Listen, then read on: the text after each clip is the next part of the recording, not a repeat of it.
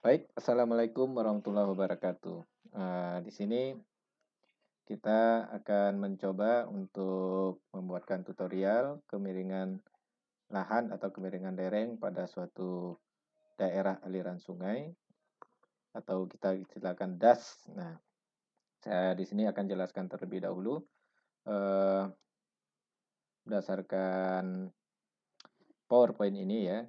Nah, nah eh, apa saja yang dibutuhkan pada eh, analisis kemiringan lereng ini, yaitu kita lihat di sini, ini sumber datanya ini adalah data raster ya, atau data DEM yang kita ambil dari Demnas. Nah, cara mendapatkannya sudah pernah saya buatkan tutorialnya.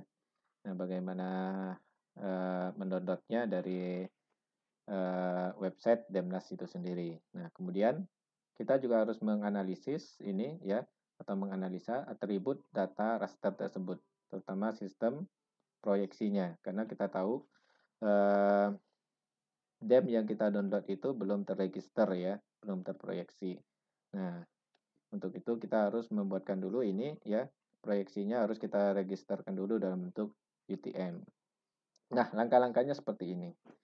Yang pertama itu adalah data DEM, sumbernya adalah ini ya, ini websitenya ini, tanahairindonesia.go.id, Demnas. Nah, ini kita perlu register terlebih dahulu. Nah, kalau sudah kita register, berarti proyeksinya terus kita tentukan sesuai dengan zona yang kita tentukan juga. Nah, pada zona ini, pada contoh DEM yang kita ambil ini, nanti semuanya berada pada zona UTM short term ya, selatan, pada zona 49. Nah, baru setelah ini baru kita buatkan ini ya, analisis data slope-nya di ArcGIS. Ya, kebetulan ini saya menggunakan ArcGIS. Nah, langkah-langkahnya seperti ini. Masuk dulu pada perintah 3D Analysis Tool. Kemudian kita masukkan ke raster surface-nya, masuk ke slope, dan kita definisikan kelasnya. Nah, kemudian baru kita ekspor menjadi SHP. Ya, format yang bisa kita simpan dalam format SHP, kemudian nanti bisa kita olah berbagai macam keperluan. Apakah overlay dengan data tutupan lahan, kemudian kita overlaykan dengan kelas-kelas yang lain. Nah, caranya seperti ini ya, conversion tool, terus masuk ke from raster ke SHP. Nah, kemudian kita dissolvekan ya. Dissolvekan ini maksudnya nanti setelah ini ya, yang kita ekspor menjadi SHP ini, tentu ini terregister ya, menghasilkan banyak sekali ya, banyak banget ini SHP yang dihasilkan, intinya seperti itu. Tapi kelas-kelasnya hampir mirip sama, sehingga nanti kita disatukan, kita satukan, sehingga nanti kita hanya menghasilkan atribut tabel yang sederhana saja. Nah, langkahnya seperti ini, geoprocessing, kemudian dissolve, kemudian pemilihan atribut yang akan dissolve-nya. Nah, seperti itu. Nah, untuk itu ya, saya contohkan langsung ini di ArcGIS-nya nanti. Nah, ini tampilan memproyeksikan raster menjadi zona UTM-nya yang sesuai dengan zona yang ditentukan. Kira-kira tampilan seperti ini, masuk ke ini ya, data management tools. Di sini ada projection and transformation. Ambil yang projection raster di sini.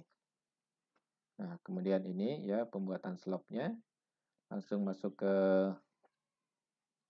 Arch Toolbox-nya tadi ya, ke bagian 3D surface-nya tadi, masuk ke slope-nya. Nah, itu juga dengan pembuatan slope-nya ya. Ini ya, kita definisikan kelasnya kembali.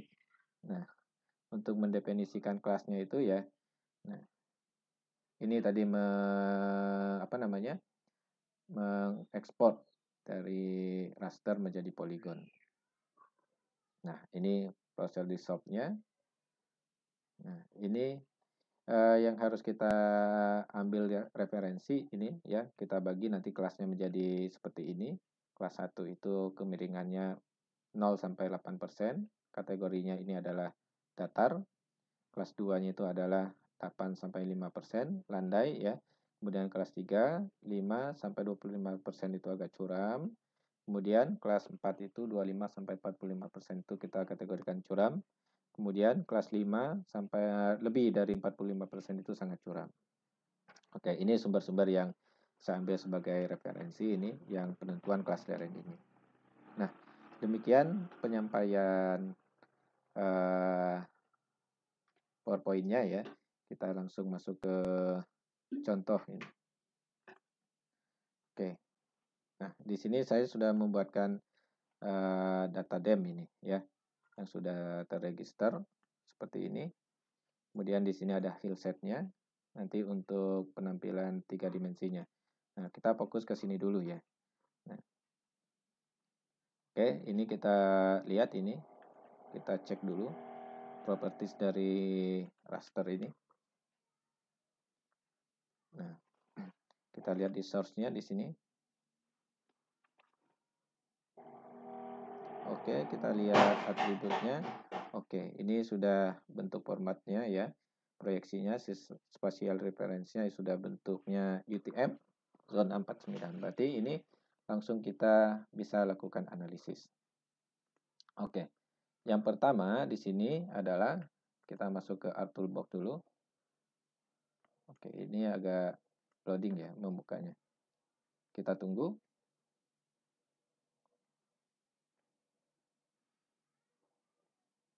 Oke, masih ini ya, masih belum ya.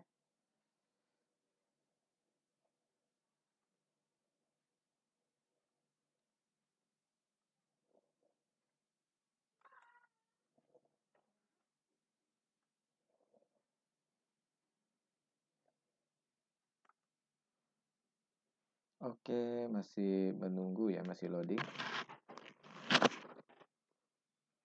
Ini harusnya sudah bisa ini.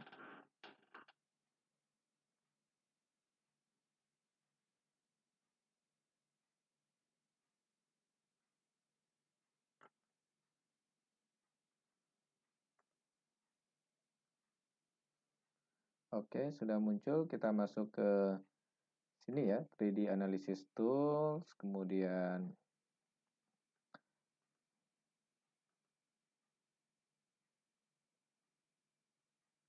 kita ambil yang raster surface, kemudian kita ambil slope. Oke, di sini kita pilih yang ini ya. Nah, ini atributnya kita lihatkan di sini. Ini ada degree ya. Jangan degree, kita ambil ke sini adalah option yang percent rise ya.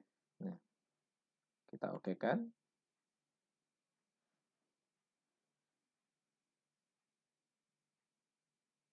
Oke, sambil menunggu ini ya.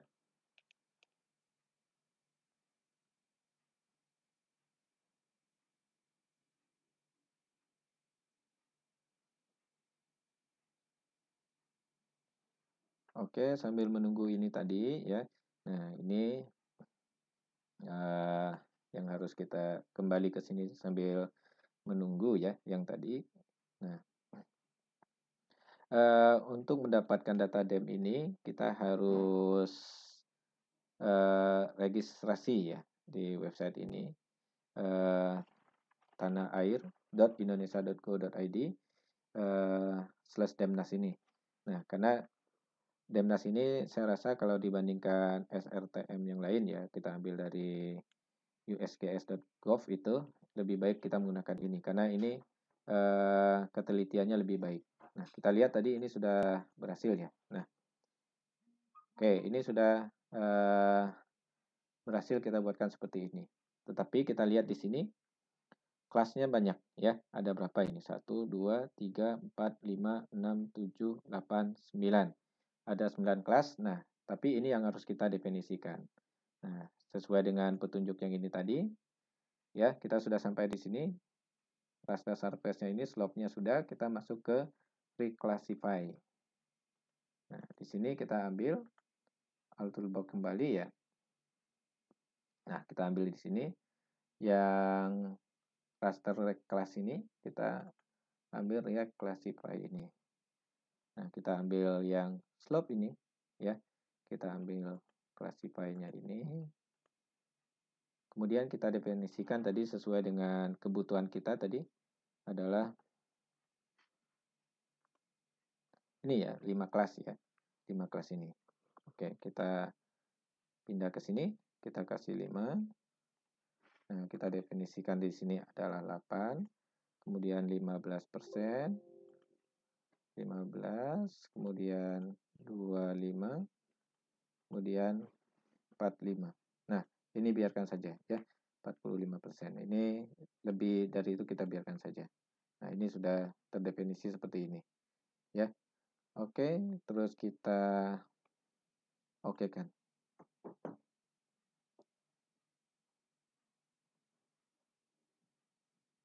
Nah, ini sudah terbentuk kelas yang baru ya. Nah, ini kita inikan saja.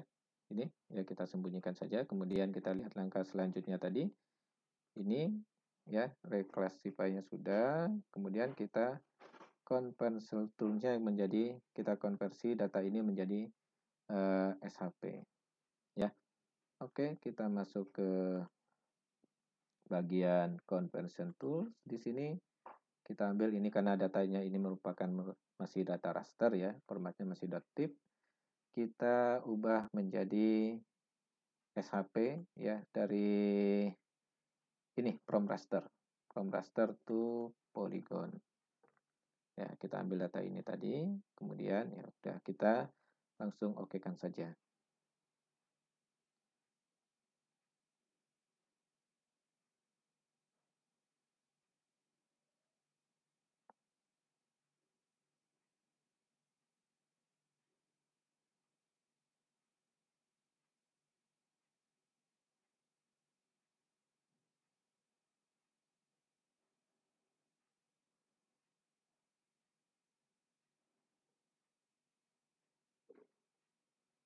Oke, ini masih menunggu cukup lama.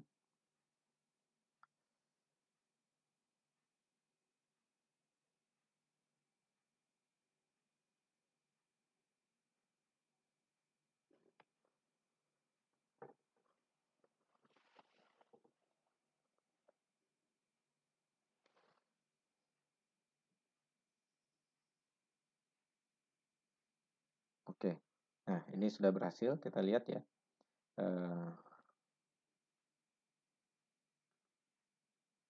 Kita tutup dulu yang formatif yang tadi, kemudian kita lihat ini atribut tabelnya.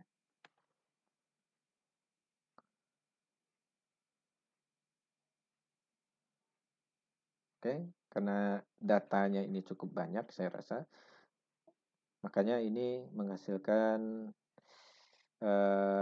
pengolahannya cukup berat ya. Nah, kita lihat di sini. Di sini ada grid code-nya di sini ya. Kolom yang grid code ini kita coba kita lihat dulu ini datanya. Kita sorting dulu.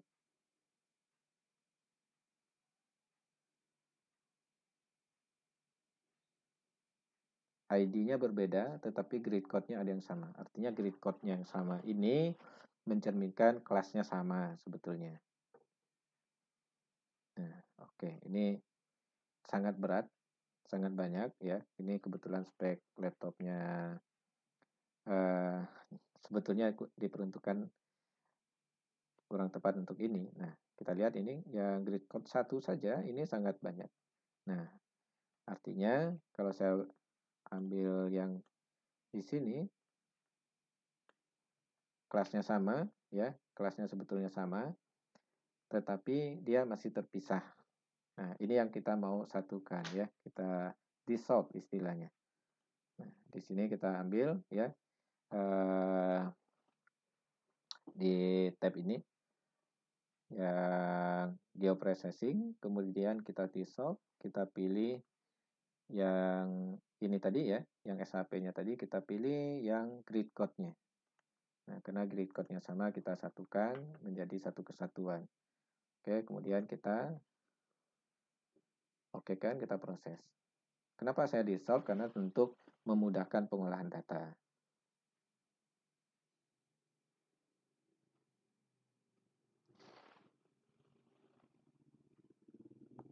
datanya sangat banyak seperti itu, kalau ingin kita memberikan atribut tambahan, nanti akan susah. Akan banyak kita masukkan datanya. Kemudian halnya juga sama dengan kalau kita memberikan labeling, ini juga akan terdefinisinya sangat banyak. Nah, untuk itulah kita satukan data-data tersebut supaya akan mudah kita memberikan labeling, kemudian mengolah data untuk keperluan analisa yang lainnya.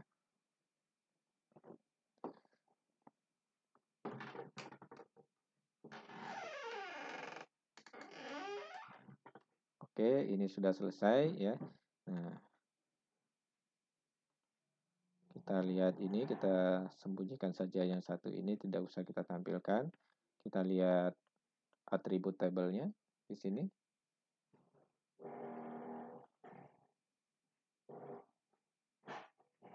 Nah, sini kan sudah cukup jelas ya. Grid code-nya terpisah atau terbentuk ada 5 kelas. Oke, ini kita off-kan dulu saja ini. Nah, kemudian kita definisikan di sini. Kita butuh keterangan ya.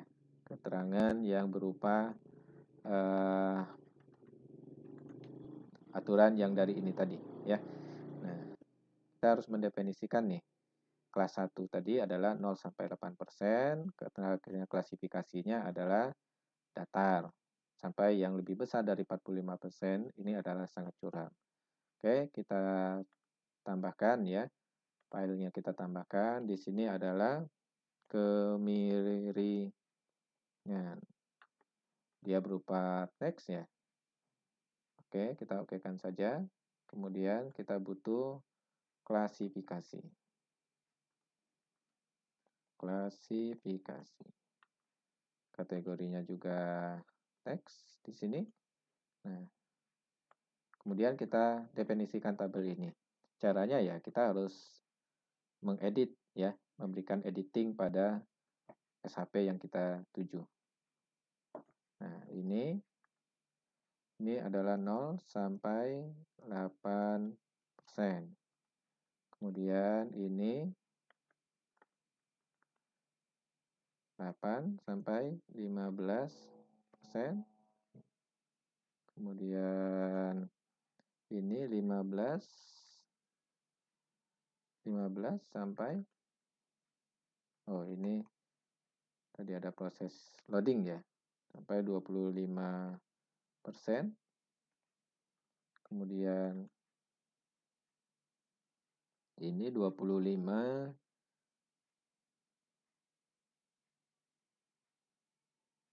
sampai 45%. Oke, kita coba kita sembunyikan saja ini supaya enggak ini ya. Ini lebih dari 45%. Nah, ini kategorinya tadi adalah datar. Ya, kita ambil ini ya. Kemudian landai.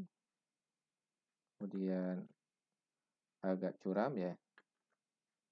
Agak curam. Kemudian ini adalah curam. Dan ini adalah sangat curam.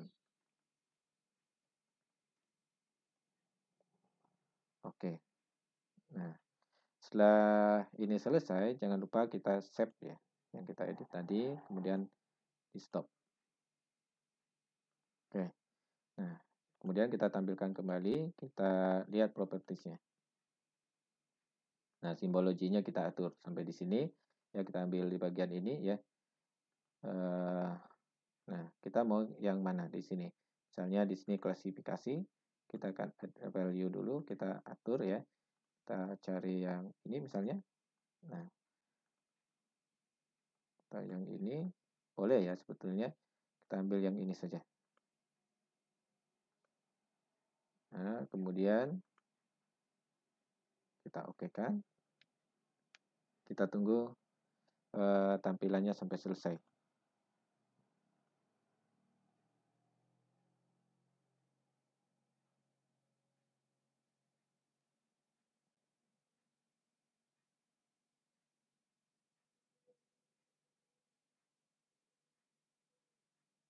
Oke, kita lihat kembali ya.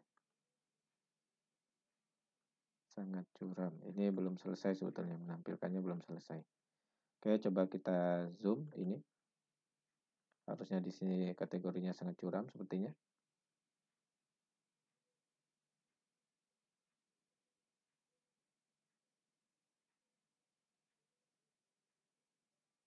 Nah, oke ya. Kadang-kadang kalau ingin kita tampilkan efek 3 dimensinya yang dari rasternya, dari hillsetnya ini ya, sorry.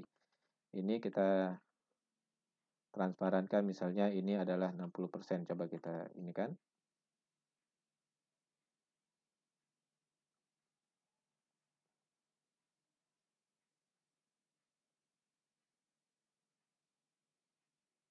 Nah, seperti itu ya. Nah, oke.